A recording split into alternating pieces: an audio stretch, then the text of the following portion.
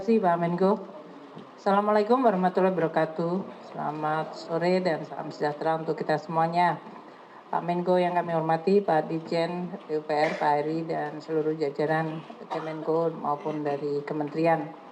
Telah disampaikan oleh Bapak Menko tadi bahwa kita penting untuk menjaga momentum pertumbuhan ekonomi yang terus-menerus dihadapkan pada ketidakpastian global yang tekanannya mulai kita lihat dan kita rasakan dalam berbagai bentuk seperti kenaikan dari harga beras ya dalam hal ini karena El Nino dan juga dari adanya dinamika di pasar keuangan global, baik itu dalam bentuk kenaikan yield di Amerika Serikat, kenaikan suku bunga di Amerika Serikat, kemudian exchange rate yang cenderung menguat di Amerika Serikat, ini semuanya membawa dampak pressure yang cukup besar bagi perekonomian. Kita tetap waspada dengan berbagai dinamika tersebut. Kemudian ekonomi terbesar dengan RRT juga yang cenderung masih melemah dan berupaya untuk pulih dari COVID itu masih akan juga memberikan dampak spillover atau rambatan ke dalam negeri.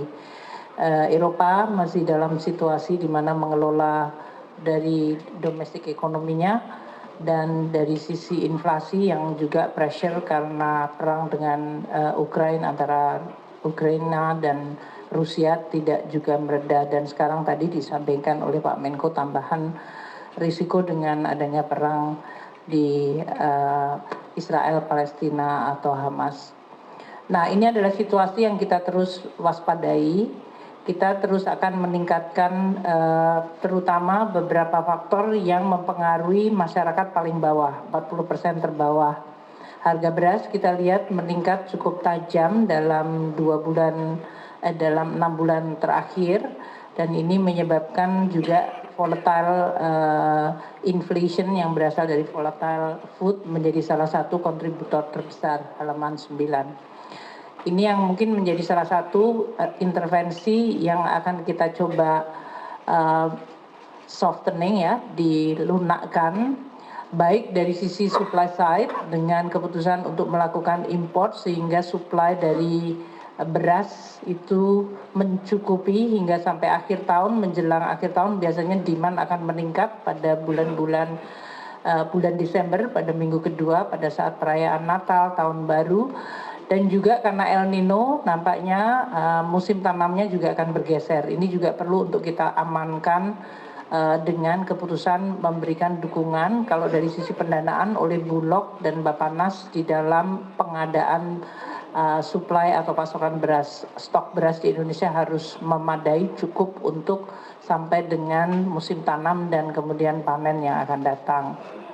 Volatile food yang kita lihat di sebelah kanan kelihatan bahwa pressure yang cukup besar tadi 5,5% itu kontribusinya beras masih tetap yang tertinggi sebelumnya bawang putih sekarang cabai. Jadi kita juga lihat beberapa yang sifatnya adalah makanan. Yang kita bersama-sama dengan kementerian lembaga tadi pagi saya dengan Pak Mendagri memberikan juga insentif fiskal kepada 3 provinsi terbaik di dalam menangani inflasi, 6 kota terbaik dan 25 kabupaten yang memiliki prestasi yang paling baik di dalam pengendalian inflasi.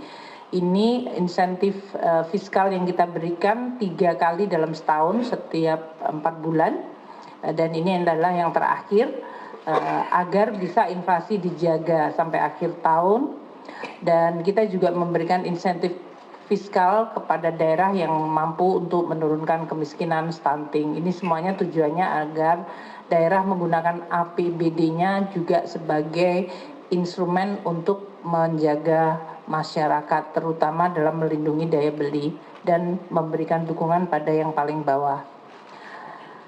Untuk itu, tadi yang Bapak Menko sudah menyampaikan mengenai ekonomi kita di kuartal ketiga yang di 4,94, ini menandakan bahwa kita perlu untuk merespons dengan kebijakan agar sampai dengan akhir tahun yaitu kuartal keempat nanti bisa kembali pada 5%.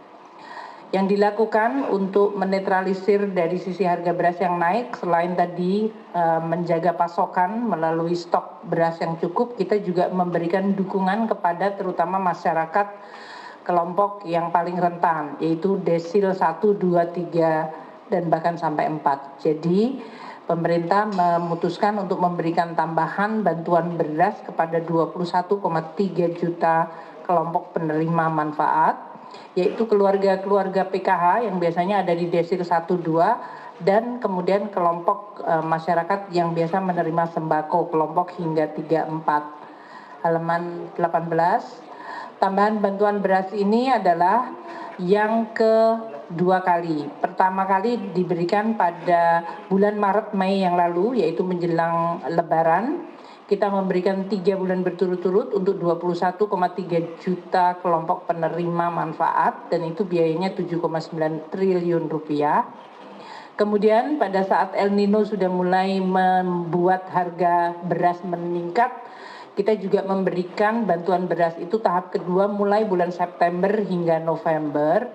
Namun dengan melihat harga beras yang masih bertahan tinggi, walaupun sekarang sudah mulai flat ya, sudah mulai melandai dan kita harapkan bisa menurun dengan adanya pertama mulai musim tanam dan juga bantuan beras serta operasi pasar, kita berharap mulai menurun.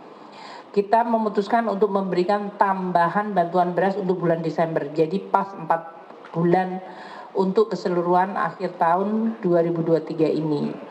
Sehingga bantuan beras untuk 21,3 juta kelompok penerimaan manfaat ini dilakukan 4 bulan, September, Oktober, November, Desember. Yang 8 triliun kita sudah anggarkan, yang 2,7 triliun kita akan tambahkan untuk menebalkan bantuan dari pemerintah dalam bentuk shock absorber terhadap kelompok masyarakat paling rentan. Selain itu, kita juga memberikan bantuan langsung tunai atau BLT.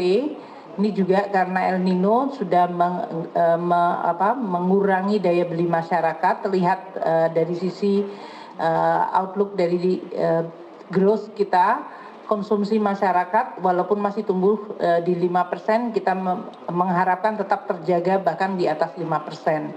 Maka kita memberikan BLT untuk 18,8 juta KPM penerima sembako. Kenapa 18,8 juta? Ini yang sudah ada by name, by address, by account number. Dari tempatnya Bu Mensos, ini surat sudah disampaikan, jadi ini prosesnya akan bisa diakselerasi bulan November, Desember kita transfer 1 kali, sehingga langsung untuk 2 bulan sekaligus 400.000 bagi 18,8 juta KPM. Ini eksekutornya adalah Kementerian Sosial Bu Risma yang tadi menyampaikan kepada saya bahwa suratnya sudah disampaikan dan proses penganggarannya segera bisa diselesaikan minggu ini. Kalau yang nomor 1 eksekutornya adalah Bappenas, Badan Pangan Nasional, yang sudah bersama dengan Bulog melakukan operasi untuk pemberian beras 10 kilo kepada 21,3 juta. Nah, untuk BLT kepada 18,8 juta KPM itu biayanya anggarannya 7,52 triliun rupiah. Jadi untuk penebalan ini yang on top tambahan yang kita putuskan bulan ini adalah 2,7 triliun untuk Desember dan 7,5 triliun untuk BLT 200.000 per bulan dibayarkan sekaligus untuk 18,8 juta KPM. Kita akan transfer begitu dipanya selesai pada bulan ini. Untuk yang lain adalah kita masih melihat untuk memboost growth adalah mengakselerasi kredit usaha rakyat. Pak Menko bersama saya dan beberapa menteri memonitor bahwa KUR kita ini penyalurannya tahun ini agak melemah. Ini karena ada beberapa perubahan dari sisi kebijakan. Sehingga kita sekarang akan meminta kepada perbankan, terutama bank-bank yang besar ya seperti BRI, BNI, Bank BUMN, Bank Himbara, namun juga BPD untuk bisa mengakselerasi penyaluran kredit usaha rakyat ini yang sampai dengan September baru 177 triliun. Kita menargetkan tahun ini bisa 297, ini pun sebenarnya lebih rendah dari target KUR tahun lalu yang bisa mencapai 360 triliun. Jadi kita akan mengakselerasi dalam 3 bulan ini. Ketiga, untuk sektor perumahan yang nanti dari Menteri PUPR menyampaikan untuk eksekutornya yang biaya administrasi yang dibantu oleh APBN.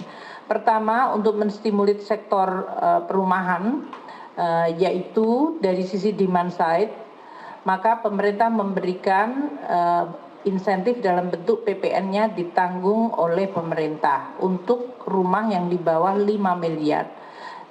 Namun yang 5 miliar ini yang ditanggung adalah yang 2 miliar. Jadi dari yang kita umumkan sebelumnya yaitu insentif untuk pemberian rumah di bawah 2 miliar PPN-nya ditanggung pemerintah, kita naikkan ke 5 miliar, tapi yang untuk 5 miliar bagian yang 2 miliarnya saja yang ditanggung pemerintah.